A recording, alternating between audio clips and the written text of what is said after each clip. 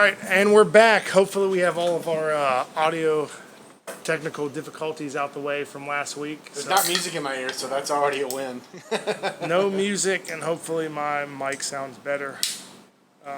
So, first thing I guess we need to say, hey, if you haven't ordered a shirt, make sure you go on to our link tree, sign up, get a shirt. Once they come in, you'll pay for them, but you got to put your size, your name, your email, because they're limited edition. When we do the pink ones, we have to order them in-house. So we have to do limited runs. So if you want one, make sure you get on the website or get on the link tree, order it by Sunday, because we're going to place the order Sunday night, so they start them on Monday. Yep. Yeah, and you got to do it because I'll be out of town early next week, so Yeah, so there's no. you got to get it in. Yeah, so there's no. I'm late. Let me do it. No, sorry, Cody. You gotta I reminded him yesterday. So get it done. So I guess what's up? What's on the horizon for you, Bacon? Anything? So biggest thing for me is we got CrossFit Games coming up in a couple weeks. Meetings have started for that in the last couple weeks for me. So we've been working on that, and whole new job role for me this year. Instead of running the campgrounds, I'll be over the CrossFit EDU fan workout area. Yeah. Which is exciting. An opportunity to hear from some of the best coaches in the world. Like Bergner and his daughter are going to be there doing some weightlifting seminars. Kendrick Ferris is going to be there doing some weightlifting seminars, and then we'll have the redshirt team coaching the vast majority of the classes, and then Proven's going to do some classes, as is HWPO. So if nothing else, I'll get to learn, come back with some new, warm up ideas and coaching cues, because that's the biggest thing. You can hear 1,000 different ways to lock out overhead, but when you hear that one that just clicks for you, that's the right one to use. And so the more you have for those other athletes, the better. And one I got from you, here after 7 or 8 years of being in CrossFit, 5 or 6 years of coaching, that extension overhead, thinking of it like a punch, relaxing the bottom and then, really punching overhead. It's one that works, and every time I've used it with someone, I've never thought about it like that. It really makes sense. Do they always do these at the games? Do they always have these seminars or people there? Or So is this newer than? No, there's so they've kind of had both, but they've been in separate areas since I've been involved with the games in Madison. And this year, everything's going to be condensed into one general area, which is what my job is this year, is running that. So, because some of them are kind of, more of a talk, kind of Q&A type stuff. But then there's also, there literally are classes that run that you can sign up for. So if you're a spectator at the games, you can, and you want to get a workout in, you can sign up for, they start at 8:30 in the morning and go till 5 or 6 at night. There's even an hour in the morning for credentialed trainers to get in and affiliate owners, and then there's an hour in the evenings for the staff of us that are there that want to get a workout in. Yeah. But then the bulk of the classes are actually run. And it's all in one area now, so you should not be that. Yeah. Yeah. CrossFit's so weird. It's they don't think about. I don't know. Maybe it's big billion-dollar corporations. It's they don't think about the little things when they run. Well, and I think some of it too is you have the space that you have, and then it's okay, what do we fill this with? Yeah. Because the first year I was in Madison, one of the big pavilions was nothing. It was 100% age group. Yeah. And then the next year they kind of moved the age groups around instead of putting all of their events in that one thing. So then we had this huge building that we had. Okay, now what are we going to do with this? Whereas going into Fort Worth, where they're going to be this year, is it's all the event space is in one building, and then we're a short walk away. So Vendor Village is on one side, and then we're on the other. Yeah. So from a volunteer standpoint, it's easy because it keeps us and all of our people in one spot versus the biggest challenge for the girl that ran. She moved up, so I moved into her role. Was when things were on those other stages, you had to get the equipment needed for their over. Yeah. With several thousand people rolling around, you got to pilot it up, get it moved, get it there, and you want it there in time, not right beforehand, so that they, whoever's putting on the seminar can set it up however they need it. Yeah. And then you got to get it back because you probably need it for the next class or the next day. It's not like you can just leave stuff sitting, because then it walks away. So it's always very challenging with that, from that aspect. Yeah. But will be fun, something new for me to do, and I'm excited. What's the, have they sent like the layout yet of what it looks like since it's in a new city, new state, or? Like there's general maps, so it's like the bulk of the events are going to be at the Dickies Arena there in Fort Worth. Is like a brand new state of the art, which looks incredible. I mean, I've not seen it live. They sent us a video, but it looks, like how when the AT&T Stadium, Jerry World opened up, like how different it was from most other stadiums. Yeah. This has that same feel, but more Coliseum type. Yeah. Think more basketball arena type setup than like a big football. And then there is a football field close by. They've already announced that there's going to be like an outdoor event, like a run, swim event, which looks really cool. They'll be swimming in a lake. Yeah. Then they're going to do Chad, which should be really interesting how they're going to. What's that? Chad is 1,000 box step ups.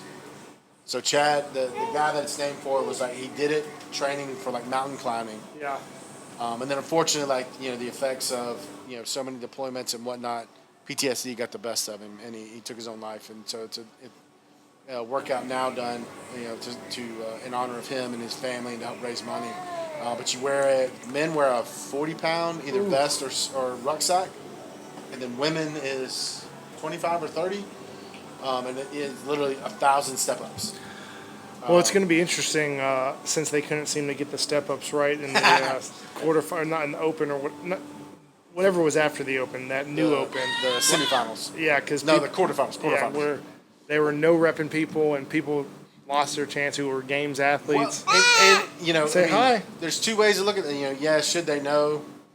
Absolutely. But like certain movement, this is something good to talk about too. Like certain movements just don't make sense in a competition. Like kettlebell swings. No, they're the worst. Don't make sense. They're great movement to do. They're great for fitness. They're great for classes. They're great for accessory training. But as far as like how do you hold someone accountable when you're asking them to race?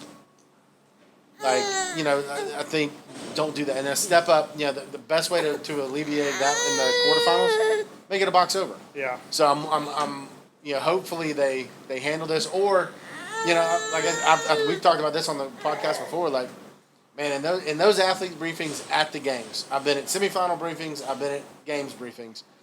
It is so broken down, like, you must do this. Yeah. Are there any questions? And when people ask, they answer the question clearly. Like the rope climb. You have to touch this spot, not these other spots. If you touch one of those other ones, you're going to get no rep and be told to do it again. Uh-oh. Our co-host is not having it. Yeah, Forrest is not being a happy guy right now. Hey, what's wrong, guy? What's wrong, guy? You sleepy?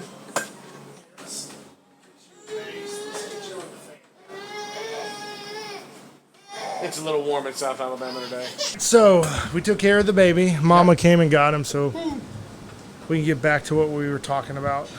So we were talking about standards for workouts. Yeah, like certain movements just don't make sense in competition, Like a regular air squat, unless you're strict on it, shouldn't be in most competitions. Like local. Kettlebell swings definitely shouldn't. Box, if you want to do something, if you want to do a box step up, make it a box step over. That's one of those things you just got to kind of look at it and think about it, and Yeah, I don't understand the step up, just because like you can show. It's the same thing with like a box jump. Like if you're going fast, you really get your hips through, but like on the step up, it's like it's even harder. Mm-hmm. So just do step overs, or like even instead of box jumps, box jump overs. So much easier. Because there's no standard, you just go over the box. Yes, you just got to feet got to touch the top, and then you got to get to the other side. So hopefully that'll be interesting. If maybe they'll make it to where they have to step over instead. Man, I'm hoping they do something cool with it. Like it's at the game, so put some like Castro said on his podcast or whatever, wherever it was talked about that he's going to put some kind of twist. So it'll be interesting. Being that it's at the games, is it going to be heavier weight? Is it going to be a taller box? Could it be dumbbells and do step overs? Like, Oh, that would be nasty. Oh my gosh. I got, Like just the fatigue of that on your hands. Oh wow. I mean, Great for the games. Oh my because gosh. if you do it like that, I mean, what is it, 1,000? 1,000. So you have 10 boxes, do 100, and then you move to the next one. They're going to have to do it some way for the fans in attendance and the people watching, like to know who's winning, and even the commentators, right? So there's going to have to be either you have to advance your box or there's multiple boxes. Yeah. There's got to be, because otherwise, just watching people step on a box is like nobody's going to tune in. Yeah, nobody wants to watch that shit. So like, and I think they'll come up with something good. Yeah. But it's like it could get really interesting, or it's even been said, like I think it's like Saturday morning, it's the last event before the cuts. Are they going to use it to make will it factor in, like, if you're not at 200 by A certain time, you're done. by this time cap, you're out. No matter where you're at, you're out. That could be really interesting. And then like having some people that are on that kind of borderline, like make them go for home runs. That's what makes it. That's the one thing when the games is the most interesting to me is when you have Matt and Tia and Rich and whoever like typically do really, really well. Yeah. But when you have that when it's in that one person's wheelhouse and they just go, Yeah. like then it's fun. Yeah. Instead of it just being the same one or two people dominating the whole time. No, for sure. So I think that could be awesome. Like some people like, no, man, I've got to sell out on this. Are there any other, those only things they've talked about The so only far? two that have been announced are Chad, and that'll be Saturday morning, and then the run swim, which I believe is the first event, whatever day that is. I believe, and I could be wrong there. All right, so that's what, the end of the month? Or beginning of August? Early August, like that first week of August. Gotcha. Anything else new coming up that you can think of on your end? We already talked about T-shirt order. We talked about the games. Regular training for me, which How's I'm your loving. body feeling? Finally feeling actually good. Went through the shoulder thing, but like going overhead, starting to feel good again. Catching the bar in a clean feels good. Yeah. Got decently heavy yesterday. I did the power clean with 2 push press at 225, and then a power clean 245, and just have not having gone overhead in 6 weeks. Yeah. Like I was like, nope, not today. But it just felt good to catch that heaviest clean again. Just some sense of feeling normal. Yeah, no. So my training, speaking of training, I've actually felt a lot better recently. The past few weeks, kind of got back into the whole CrossFit stuff. Just shoulder doesn't hurt, bicep doesn't hurt. Yeah. Finally started doing some snatches and cleans again because my knee's feeling better. Yeah. I'm doing a lot of muscle ups. It helps a lot when you lose 20-some pounds. No doubt. Like, where are you at now? No. So before Father's Day, I was like in the high 230s, and then since then I kind of been cheating here and there and this and that. So now, but like this week I've been back in the groove. So I'm like 242, 241. Nice. But like, Because your goal is what, 225? yeah, to get to 225. And that's to MMA? What? Oh, is that not supposed to talk about? No, We it's can just- edit that out. No, just get the 225, and then I can just be in shape, do better things, get back into the MMA or jiu-jitsu stuff, and Okay. just feel better. But kind of just a goal I had to get. I haven't been 225 probably since. When I did CrossFit, I was like 225 to 230. That was for about a year. But before that, it had to be like 2009. So like 2009, and then about 2017, about 225, 230. What was your playing weight when you were south? 235 to 240. Wow, okay. So, but get down. But I feel better. Like when I started getting back in shape after the bicep surgery, just moving on the rig at 260, 270 is like not fun. Like it's Yeah. hard. Yeah. Like you can't do anything. And then I got to about 250 during Murph, and it was the first time I did kipping pull-ups like in a workout, and I strung them together, or butterfly pull-ups I should say. Kipping was fine, but strung them together finally. And then started losing some more weight, and the toes to bar got easier. And then the muscle ups were somewhat of a challenge, but now it's, I try to do, when I make up the workouts, try to do right at the limit that I know I'm going to fail, that I'm not going to fail, but if I do one more, it's 50-50, make it or not. Yeah. So I've been doing like 3 muscle ups at a time in a workout, or like toes to bar about 6, handstand push ups about 9, and then chest to bar pull ups are, about anywhere from 3 to 6. I haven't really done many of those besides one workout, but trying to pushing the limit to build the capacity up because I'm feeling better and I can do the movements, but still, like, once I lose the weight, it'll slowly get even easier and easier and easier. And are you feeling like, is your strength staying? Because, I mean, your top end strength was so ridiculous there at one point. It's not where, no, it's getting back to it, but it's just not where it was. I mean, I with the bicep surgery and then hurting my knee, like right before the bicep surgery, like, so I would say from February to May or June, whenever I started working, I guess June, like, I didn't really lift heavy, lift hard, and it's just been kind of rough. So, like, I feel really weak right now, even though relatively strong. You feel weak for you. Compared to, relative to myself. Yeah. So it's like, but it's getting back, and I'm getting, the recovery is coming back because I'm getting in better shape with my capacity work. But the strength will come. It's just going to take a little bit of time, I think. But I'm recovering better. I'm sleeping better. There's really not much stress since we moved everything. The gym is running itself. Yeah. We have good coaches coaching. Yeah. So my stress is a lot lower, minus like baby and Victoria with school and stuff. But besides that, so the strength will come back. It's just finding time to get it. But right now, I'm really just focused on getting in shape. Because once I get in shape, I can get the strength back. Yeah. But I realized last time I got strong, I was out of shape. So it's like doing 1 or 2 reps and you're dead. I'd rather get the capacity up, then take a little bit more time to get strong, but be able to be strong like I was in 2017, where like maybe I couldn't squat 600 pounds, but I could deadlift over 7.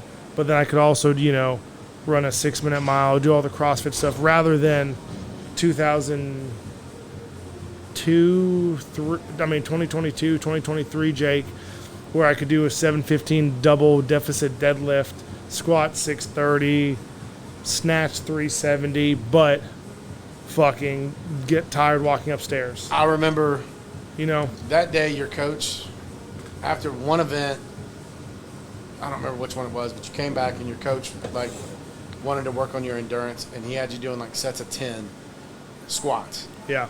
And it was like, I remember watching you, and like you do the 10 and then just like collapse every set. Yeah. No, like getting. So I need to get back into. I hate to say the CrossFit Games, like when we went to games type shape, but like that style, because I just felt better healthy wise. Like, yeah. But I had the work capacity. I was still strong. I could do a lot of different things, but I could also recover. Yeah. It's like getting the capacity back, then you can recover faster from like heavy stuff, everything. But yeah, no, it's getting there. Like with the conditioning, like the past couple of days, I've been trying to focus on, with a normal Metcon, the heart rate's probably gonna be in the 150s when you're pushing it. So like my goal was like, look at my heart rate monitor. When I get below 150, then I hop back up on the rings, or I hop back up on the rope. So like yesterday, I did a 15-minute workout with 9 handstand push-ups, 6 toes to bar, 3 rope climbs, 50-foot handstand walk. The rope climb is the worst part, just because it wears you out. So like every time I drop below 150, I would jump back on the rope. But if it was above 150, kind of learn to control the heart rate so I could recover a little bit better, so I can slowly get in shape. So. But it's getting there. So getting in shape's there. So the strength is going to be the hard part. But like I said, it's all relative. Like, I basically benched 400 the other day and haven't benched since bicep surgery, and then squatted 500 and deadlifted almost 6. Yeah, so you're so weak, so it's not where I want to be, but it's getting better. But the Olympic stuff's getting, I'm taking my time on the Olympic stuff. My knee's not hurting. It hurts afterwards, but it's not hurting during the actual session. which is good. Like yesterday, the first time I did any full cleans since February, any full snatches since February. I mean, Nice. I say February because that's when I hurt my knee, but like it may even been August from when Nationals was last year. Like I don't remember last time I did any true Olympic stuff besides like in a Metcon, you know. Dang. Yeah. So Yeah, and since we all started like really focusing on CrossFit here, I remember Cody and I were talking about like there's not a lot of Olympic barbell stuff in the Metcons we do. There's Yeah. some, but it's not prevalent. We use a bar, yeah, but we also, our programming tends to have like very specific strength stuff, and so like the Olympic stuff tends to be in there. yeah, Whereas our Metcons, if it's a bar, it's like a deadlift or a floor Yeah. press or it's not no, and like, there's a bar, but it's there's a typically bar. not an Olympic Usually, bar. like with the way we program it, especially for the conditioning, I'm not the biggest fan of throwing. I mean, I'll have the Olympic stuff in there sometimes, but I'd rather have something where it's less dynamic, or you could say less chance of getting hurt when going Yeah. fast. Yeah. Just because, like in reality, we just want to get in shape and build our work capacity, Yep. build our endurance, get leaner, all that stuff, and like you can get the same concept or same stimulus doing a fast deadlift and a box jump or a deadlift and a run or a push press or a shoulder to overhead or a thruster than you can as you can from a clean and a snatch, you know what I mean? Or even like a sumo deadlift high pull. It's just safer, and then also like just because I didn't want to do them because of my knee, so I didn't Well, yeah. program as much as well. Well, and then also as hot as it is, like just the safety. Well, no, that's what people. like, the sweat on your hands Yeah. and like adding chalk isn't going to do anything if your hands are moist. No, that's what if you've never been down to like Mobile, Alabama, or South Florida or Mississippi, like you have no idea how it is to actually train Yeah, from it's just different. May through September, even October. Yeah, Like even- October's hot; it's not as humid, but it's still hot. But Yeah. like it's a different animal. Maybe that's why the CrossFit Games got soft and went to Houston or wherever they went, or Fort Worth. Fort Worth. Dude, it's gonna be hot there. It's gonna be hot. That was one thing, as a fan, would have loved for it to have been in Birmingham. It's a 3.5 hour drive, Me and right? Victoria, I didn't even know until like I saw either you posted about, somebody posted about it. Yeah. Because we were gonna go up and watch for the weekend. The Masters will be there. They'll be there Labor Day weekend, which would be cool.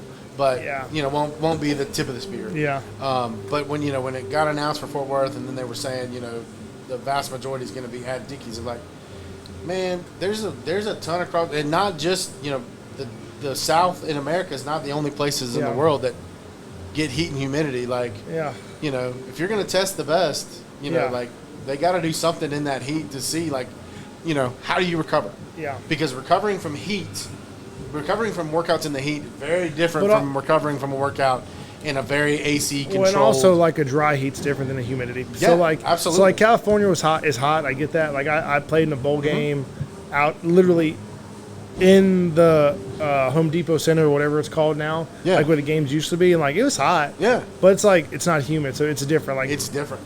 in like Texas, it's kind of that weird. It's more of a dry heat, I believe, but it's hot. Dallas is going to have humidity. Oh, does it? Yeah. Yeah. Probably like overall Texas is more dry, but it's going to be humid. That big lakes and stuff around, so gotcha. it'll be humid. But the humidity is different down here. I mean, literally. But I can say moving into this new building compared to the old building, it's still hot and humid, but it's not nearly as bad as it was the past 5 years upstairs. No, I do miss those the two big ass fans there, Yeah, maybe we just to circulate the air. maybe I'm still working on White Spunner to. Maybe if White Spunner's listening in on this because they followed me on Facebook, they'll let me take those fans from upstairs and put them down here. I mean, they're just not being used, just sitting there, Yeah. wearing out. Or hey, open to sponsorship. The Savage Not Average podcast brought to you by Big Ass Fans. If anyone wants to sponsor us and drop us some fans, let us know so we can put them up in this building. But all right, so we talked about the games. We talked about training. Well, we got the strongmen. The Alabama's coming up. Yeah, that's end of the month. I know it's August. It's probably the first week of August. It's in August, right? Yeah. Down at the hangout, because they're all here training. Yeah, the Alabama's coming up. We have a couple people competing at Mako's having a weightlifting meet. That's right. Seth will be doing So that. Seth is doing it. Kevin's doing it. I Nice. believe Caitlin's doing it. Nice. So that'll be good for them because there's really not a lot of meets down here. And When is that meet? Do you know off the top of your head? in 2 weeks, 3 weeks. 3 weeks. So guys, right around the same time too. Yeah, yeah. So August. it's pretty. I think it's like either August 3rd or August 10th. I know there's a Okay. meet in Louisiana, either the 3rd or the 10th, and it's the opposite weekend. Okay. Because I told Kevin about that. But it's good to have meets. We need to have another meet. People don't come to freaking meets in Alabama. It's annoying. Yeah. But we need to host a meet probably in the fall. Time it right, because I mean, and that happened too. Like, there's a meet in Louisiana, meet in Pensacola, which, 3 hours apart, Yeah. and they're opposite weekends. So nobody's gonna do both. They're Both, gonna yeah. pick. They're gonna pick the one closest, or that their buddies are going to. Yeah. I think if we could look at the calendar and really try and pick where there's a 4 to 6 week gap where we could hopefully get Yeah. rollover, or as they're prepping for the AO in December or whatever. Yeah, I know. We need to find a good tune-up. time frame and like reach out to other gyms and make sure they're not going to hold a damn meet. Literally, like we posted it and then like somebody posted a meet like the same weekend or the next weekend. Yeah. It's like, dude, like what, like Yeah, could all you're doing is done cutting it in half. Could you not just done it a month later? You'd have got more people, both of us. Exactly. So, well, that's that. Speaking of, before we get off competing, do you follow Craig Ritchie online? I saw he did I didn't watch the video. I saw he It was did the British. the British, their version. Yeah. I think they just call it the British. I don't think it's the British Yeah. Open. The British had an off day, unfortunately. Missed his forearms cramped up twice on lifts he had hit multiple times in the 2 or 3 weeks leading up. Yeah, He ended up losing by 1 kilo. the championship. Yeah, 1 kilo. Like, he smoked him in snatch. Hit like a 150, 155, like 319, 330, 330 snatch. Really? Which for him is, I mean, I'm not 100% sure what his body weight is, but I've seen him live. He's a little bit bigger than Kevin. Like, he's not a very big dude. And, he stuck 330. Let's see. Like 150, 155. But then the clean and jerk, the guys he was competing against are better clean and jerkers than he is. And, had he hit it one time, something that he's hit multiple times, he would have clearly won, and he ended up losing by 1 kilo. Really? That's just hard. I hate that for him, man. That's pretty good. And as I've been there before, man, I get it. Like some shit happens. That's why you or gotta compete, man. You gotta compete. Yeah. Day of, it happens. But like, I watched the video, his forearms just like he'd get the clean and stand it up, but then he would look like he had the jerk, but it like his forearms just wouldn't. They were cramping, and so he just couldn't get it locked out. So Damn, that's tough. yeah. Let's think. What else was I going to talk about? Kind of spur of the moment podcast. Sorry. I Tell you can always what, edit for a this. Friday, I was telling Paul when we walked out there, when our co-host got a little upset. That class has got like 10, 12 kids in it for a Friday Yeah, which in the used middle to- of July. which- Normally there may be one, or Paul would just be like, "Hey, I'll see y'all on Monday." No, yeah, the kid. Like, yeah, we can talk about. I mean, we can talk about the gym. Like the kids class has really blown up over the past 3 months or so. I mean, and Paul does a really good job. I mean, he's getting his master's. He's like 23 now, but like he started in the kids class when I was down here the first time. In the corner? When I Wow. had like the little corner, he was in class like doing it. Wow. So like he's been in it. He understands how our system is, and he's done a good job coaching. And I mean, yeah, I mean sometimes we have like 25, 30 kids in the class, and then like we had 2 new kids start today, and the dad was asking how many kids would be here. I'm like, honestly, you never know. We're 5 to 10, and there's like over 10 kids in there. Yeah. But I mean, I think it's just a statement of the programming, the coaching, and the atmosphere, because we literally do zero marketing. I put stuff out on social media, but it's not like I don't push it like through algorithms, or I just literally make a those post. kids aren't going to see it. No, and You know? and we literally have just grown just naturally, just from word of mouth, but just the system. Like we had a coach in here. Hopefully, we get some stuff rolling with the wrestling club in town. That'd be awesome. And he was asking me about like, what if parents say, well, they work out at school? And I was like, well, I mean, that's fine if they work out at school, but the difference is, where do they go to school? How many state championships have they won? How many Gatorade Players of the Year have they coached? How many NFL players, professional athletes, UFC fighters, Team USA athletes. I mean, we've done it all. You know, I mean, and it's all started with that class and kind of just built out to our system, and just kind of speaks for itself. Like, if you got to advertise, I mean, look, I would love to have to advertise and make hundreds of thousands of dollars on YouTube and Instagram every month for the gym, but like in reality, like, we do fine. And I mean, it just speaks for itself. Like, there's some other gyms in town who push, and I don't know how they stay in business because I don't know anyone who actually goes there. But they push like they're rocking and rolling, but nobody really comes out of there. Yeah, if that makes sense. Mm-hmm. No, totally. And then it's been cool, like seeing the same faces every day. Like, you have a lot of the kids and month to month, because you know, for a while you would see them for a month, basically, and so it's like, okay, their parents signed them up, told them they had to do a month, and And I remember, you know, in coaching it, you can kind of tell sometimes, you know, the ones that'll. Well, I think too, we've got a good group now, and we've kind of and there's always one or two who come for a month, and parents send them and they don't like it, and they just do it because mom and dad. But I think we've kind of got to the point to where if you're gonna come, you come because you want to be here. Yeah, and you see them working. Like even like I say, like the best example, I think he wanted to come, but Jackson, not Jackson Hughes, other Jackson. Like, he works hard, but like, you know, he likes to get in trouble. He likes to mess around. But like the past 2 months, like he's like been focused, been working even harder, and like it's proven out on the field. Like his dad will say like how text or make posts about how the home runs or this or that. And like the past 2 months, like that kid's like really worked super hard. Not that he didn't work hard before, but like I think he was doing it because it was fun and his friends were doing it. But then like he saw the results, and then now he's really bought in and kind of cut out the little kid stuff and like really putting the work in. Yeah, I was listening to Dan Patrick this morning, and it made me think of you because he was interviewing, and I'm totally blanking on the pitcher's name. The rookie pitcher came out of LSU, and had a no hitter going. Yeah, yesterday or something. And they pulled him out they pulled him out after the 7th inning. Yeah, and all this controversy. Like, how do you pull him out? No hitter. Pitch count, man. Yeah. And then the coach actually came on today, and he was like, wasn't pitch count. He was tired. Like, it was the right thing to do. Yeah. Sorry, y'all missed the chance to see a no hitter, but he was tired. It was the right thing to do. Yeah.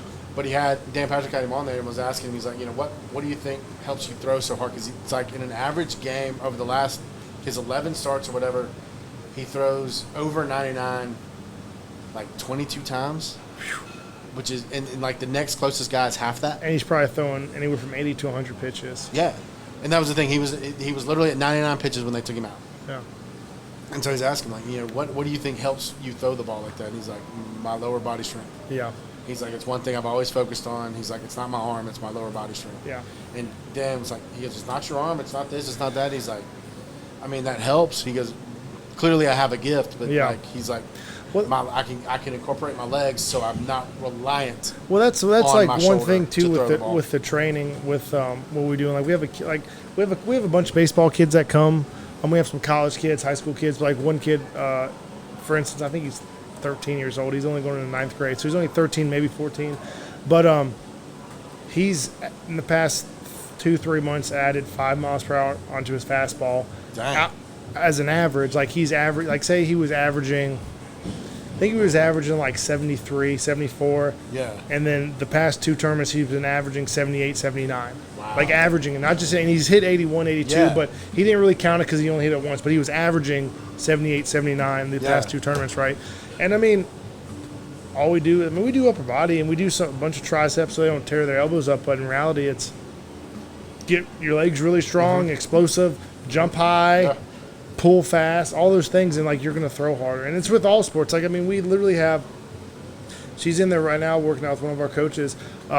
She was on Team USA for track and field. She goes to Kentucky, and like she had a bad freshman year. She was like everything in high school, like all everything. Like probably was gonna make the Olympic trials, all that stuff, but had a bad year at Kentucky. And it all comes down to nothing against those strength coaches, but it's like you do all this track and you go to the weight room for 30 minutes a day and you do quarter squats and hang cleans. That's all they would do, and like not a lot of plyometrics, not a lot of jumping, and it's like you wonder why like an athlete had hamstring issues, never had hamstring issues in high school, was gone slower, not jumping as far. It's because you're not doing the stuff in the weight room. And she went to a high school where they have a good weight room program. She went to Sarah Lance. They have a good program, so she always jumped and ran and did like lifted hard and heavy and like had a good program. So, but for a full year in college, she didn't have that, and all of a sudden she got worse. And at that level too. I mean, it's crazy. You know, But it's also. I don't know how good Kentucky's track program is, but I mean, if she was that good, I mean, no, she was like the number one kid, one of the top kids in the nation. That's Like, what I'm saying. If she was that good, it's got to be a good program. And it's like, but the thing is that you have these strength coaches in these college settings who doing dumb. Like you have good ones, you have bad ones. It's Yeah. like, guys, like what are y'all doing? Like you're making $100,000 a year, and your kids are getting worse. Like I'm confused. Like it's not hard to get a kid. Just maintain. Yeah. Especially like you look at football players, for instance. Most football players go off. Supposedly they come out of high school running 4.4s, 4.3s. They go to pro day or combine. They run a 4.4 or 4.5, right? Which is fine. Like usually those times are faster in high school because they were just wrong. But say they're right, but they're going to gain weight. But if you can just maintain a kid that comes out of high school running a 4.4, and you did your job, like you're not going to get there. Maybe the 1% can get to a 4.2, 4.3, or you can get a kid from a 5.0 to a 4.5. Like there's that 1% that'll work on. But if you can just maintain a kid's, if they were athletic, maintain them and just get them stronger and a little more athletic and just more resilient so they don't get injured, then you did your job. But these kids are coming back from college. They're slower, not jumping as high. It's like, what are y'all doing? Like, and I mean, this is a good topic to get on because it's frustrating that these coaches. I mean, you have coaches at the mid-major level now. Mid-major, so like a Southern Miss, a South, the Louisiana Lafayette, and App State. Like the head strength for the football team is probably making $200,000 to $300,000 a year at those schools at the mid-major, right? Wow. And like so, the other guys are probably making anywhere from 50 to 100 that are on staff. But it's like, dude, you make which is still not bad. You're making good money. That's good money. And like at a mid-major, you don't have that hard of a schedule. Your life's not that hard. Yeah. Like it's not like ride or die. Like, but it's like you're making all this money, and like, why are you not putting it into your kids? Why are kids getting hurt? Why are they pulling hamstrings? Why are they getting slower? Why when they go to pro day, they did terrible? Why? Like I'm just confused. I'm like, you wonder why y'all don't do good in competition, but then you get mad. It's just. I mean, is some of it are they not trying to stay up with the trends? 'Cause, our age gap, our strength program at my high school, our coaches tried, but we didn't have a great weight room. So this is it was. I think we had bench day, we had squat day, we had deadlift day, it was do 3 to 5 sets. This is what I think the 5 issue. to 10 reps. They didn't know what they were doing. This is what I think the issue is with in the collegiate setting. I think that one, everybody's trying to get to the next big thing, so they're trying to get in the coattails of a coach. I mean, if they're in the South, they're trying to get to an Alabama. Auburn literally somebody just did that, rode the coattails with somebody to another school, and like didn't do that great of a job. I don't believe. Where the new guy's doing a much better job. But anyways, it's they want to do what's trendy and what's cool, but they don't want to stick with the science of like what really fucking works. Yeah. And I'm not saying like every like even at the mid-major level, the weight room is different. Like South weight room is shit. It has squat racks, bars, dumbbells, reverse hypers. That's all it has. But you got to make do with what you have, right? Yeah. Where like an App State's gonna have a badass weight room. Louisiana Lafayette's gonna have a badass weight room. Then you get to the Power Fives, they're gonna have a lot more to do. But in reality, a lot of these strength coaches want to do what's trendy or what's cool or what's this, or they want to, maybe they want to do some triphasic, or they want to do some French contrast and all these different things. But it's like, dude, like you have 6 to 8 weeks where you actually train the kids before a football season, track season. So like your block is really only 6 to 8 weeks of hard training before some sort of competition, and then the next off season, preseason begins. And they want to do what's trendy and what's cool, but it's like, dude, what does the science say that's worked? If you go back, everybody wants to take this, that, and other, but everything comes back to like the Russian manuals, or the things like from the 60s and 70s from the Russians, and they take bits and pieces of that, and that's what you need to do. And I'm not saying you have to follow it exactly like they're doing, because things have changed, like with velocity tracking and things of that nature. But if you look back at the Russian manuals, or you look at like Dr. Squat talking about compensatory acceleration, like moving the bar as fast as you can every time. How many times have you seen kids in here when they squat? And I'm not talking about the kids that use the trackers, but the younger kids, they don't think about, they just go through the motions. Or you've been to a CrossFit gym coaching, and it's 5x5. They're just doing 5x5, right? Yeah. So what do you think these college kids are doing? They're just doing 5x5 or 5x2, whatever the rep scheme is. It's all irrelevant. Yeah. But like, if they don't have intent of moving the bar as fast as they can, moving 5x5 as fast as you can at the same weight compared to moving 5x5 just moving it, you're going to get two different stimuluses, two different results. Yep. And that's what these coaches don't understand, or maybe they do, or they're just ignorant, or they just don't want to. I mean, I get it's hard when if you have 2 or 3 coaches and there's do they care enough? There's 100 kids in the weight room, but it's not hard. Like, you don't have to have trackers, you don't have to have all the fancy stuff, but it's just like basic principles work. Yeah. And they want to go too far into the cool, the niche, the hip stuff. Like I like the triphasic, I like some of the Cal Dietz stuff, and I think it works. And I think it works for those hockey players and stuff. But like, I don't think you can use that whole system in like a football setting or a large team setting. I think you can take principles from it and put it in. But like, because we've used it for the weightlifters, like when we've had, I put it in when we've done like the front foot elevated split squats on the belt squat, or I do like the waves of like the slow snatch pull for 3 weeks, and the eccentric and then concentric and then regular ones, and it does help a lot. But like in a football setting or a large group team setting, that's just too hard to do. And these coaches want to do it because it's cool and it's the thing to do. But and it's something they can talk about. We're yeah. Blah, blah, blah, blah, blah. A lot of these strength coaches, it's all about dick riding and like who has the bigger dick, and it's like, well, does that matter? Or does it matter who fucking wins and whose kids don't get hurt? Yeah. Like I heard oh god, I'm having a brain fart right now. Here, let me Google it real quick as you take it over. I gotta find this thing real quick. But yeah, I mean, like for most sports, the biggest thing, I mean, make sure they can handle the amount of running and jumping and whatever they got to do, and then building power, right? I mean, because I mean everything like that hip drive. I think about the sports I played. Football, baseball, soccer. Yeah. Pick up basketball in the neighborhood, like hips, being able to create that force coming out of your legs. Yeah. And, when you think about the old school way, that's how we were taught to squat. Do 5 reps, go down, come up. Yeah. It really wasn't until here, and by that point I was getting close to 40 before you told me, stand up, trying to drive as hard as you can. And I remember asking you once, I mean, you told me this years ago, it was like, why, what's the point? Why? There's got to be a reason why you put, stand up as fast as you can. And when you think about it, it makes sense.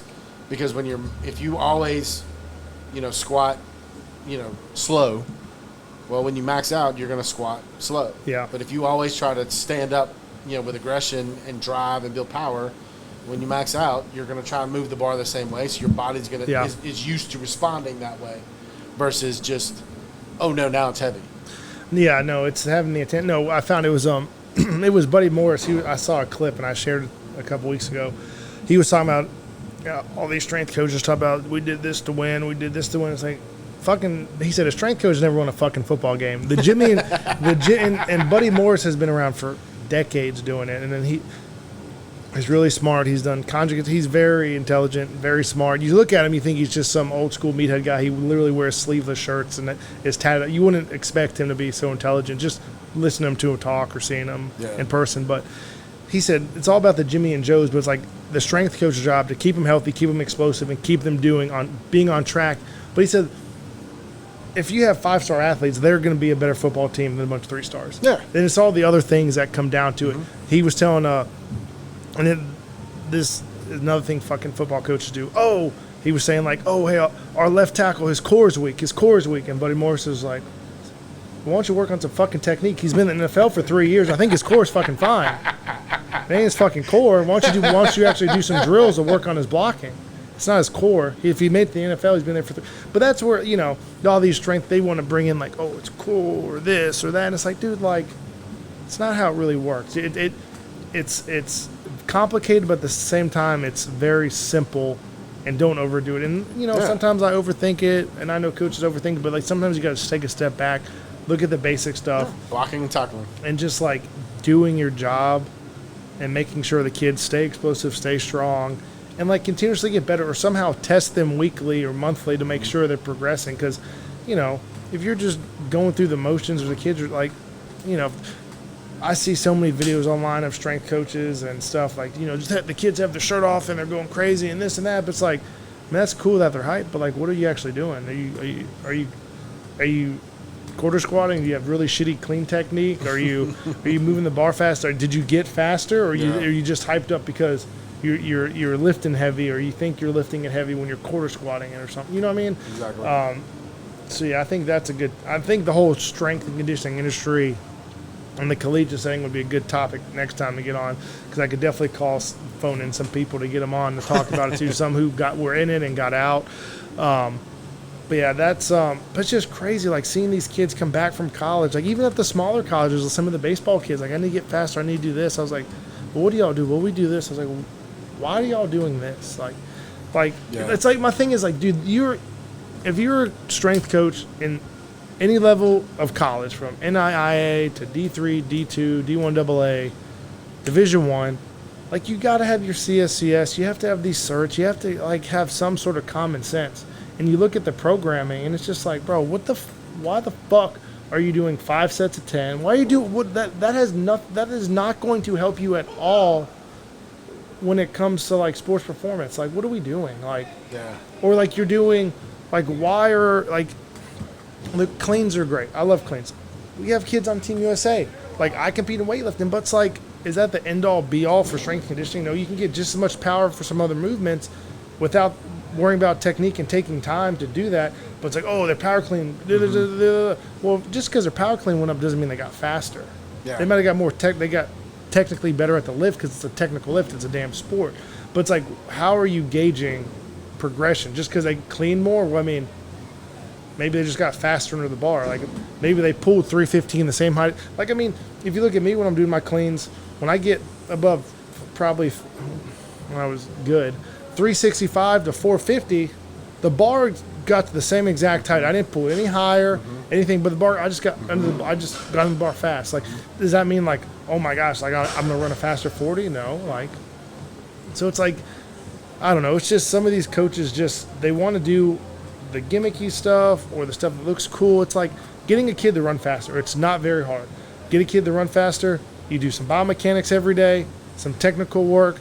You do either some, if you want to actually run them a couple days a week, do some sprints with some chains or some sleds, not very long, not very far, but then like just teach them how to produce force. If they produce force, then they're going to produce force out there in the field. And if you teach them how to jump and they jump higher, they're going to run faster.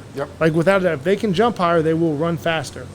But it's like they want to do all the gimmicky stuff, all the ladders and this and that, and sprinting with this and doing all these crazy drills. And it's like, guys, like with our pro day guys like Trey, like if I think he might be back in Jacksonville now, but like we literally ran twice a week, and literally one day was for 12 minutes, about 15 minutes total, and then the other day was it was about 30 minutes, but that's because we did 30 to 40 yards. But it was only 4 sprints, but you had to recover. So it was like a total of the long distance days, 40, 80, 120, maybe anywhere from 200 to 300 yards total of sprinting.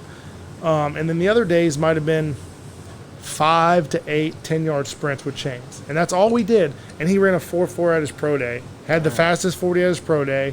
And he's a linebacker, and he's in the Jaguars right now. But it's like, we didn't do all this crazy running. We didn't do all these things like people who go to, a D1 or Exos or this or that. It's like, dude, like he box squatted. He did a lot of jumps, a lot of pulls, a lot of just technical work with his mechanics, his mobility. And then we did our 20 minutes of running every day, which is all he needed, and he got faster. So it's like, it doesn't have, it's not hard to do it, but it's like coaches want to do what's cool, what's in, what's fancy. Flash you on an Instagram video so they can. It's it just gets frustrating because like I see it, and like I'm in here and built this up. It's like I see people at these levels at I guess my age now, they're getting like these 500,000, 600,000, and it's like, dude, like how did you get there? Like, whose coattails did you ride to get there? Because you have no idea what you're doing. Like, it's even at the high school level, like dealing with some of the high schools, it's like, coaches ask me questions, and in my head I'm just like, how did you get this job at this high school to do this? Like, if you don't understand like simple biomechanics or this, like I'm just like, what are we doing? It's a shame, But like, I mean, I don't know. I guess because I'm in the field and I've been in this training since I was like 12 years old, 11 years old, it's different for me. But it's just, I don't know. I don't know. It'd be good to get a couple people on here that are in the industry, that were in collegiate, so they can talk about it. Maybe I can get them actually open up because they're not going to go back to it. But like to really talk about like the bullshit that goes on at the collegiate setting, because it's. I mean, that's every job, though. Yeah. You know, I mean, I'm in a completely different line of work, and have been in a couple different ones that I'm in that. Yeah. That's every job. Well, no, You know, it's true. There's going to be people that are really smart and know what they're doing, Yeah. and then there are going to be people that Well, are really good at it's the impressing the right people. It's the same thing with the gym business, or like the coaching and business, like, or the trying to do the social media stuff and the gym business. I mean, there's plenty of gyms. I mean, not so much around here, but like that are similar styles of this. That like, dude, like, how the fuck did y'all? How did you build that gym out? Like, how did you get all that money or all those? Like, what the fuck? I'm so confused because it's like y'all don't coach anybody. You just like generally like, how did y'all do that? But it's just like you said, there's people like that all in every. It's every field. You know. I guarantee whoever's listening to this, whatever you do, you know those type of people in your line of work as well. So. Yeah. But I guess full circle, like, you know, of course, best thing to do, send your kids up here. If you want to get better, come up here and train with us. But if there's somebody that's listening and it's not close or they need to start, you know, what's one or two things that like, kids could do to you know, just overall, you know, either get faster, jump high, you know, what the main key to like, their sport I is. would Like say, volleyball, you want them to jump. You know, a lot of the other sports. well, it's here's one running. thing too. I would say too, don't take out the sports. Like if they're a baseball, volleyball, football, like people want to do sports specific, and that's bullshit too. That's your sport practice. That should be on your coach to get you better at your sport. There's no sport specific training. That's all. Those are those gurus, and they're all full of shit. Like that's not how it works.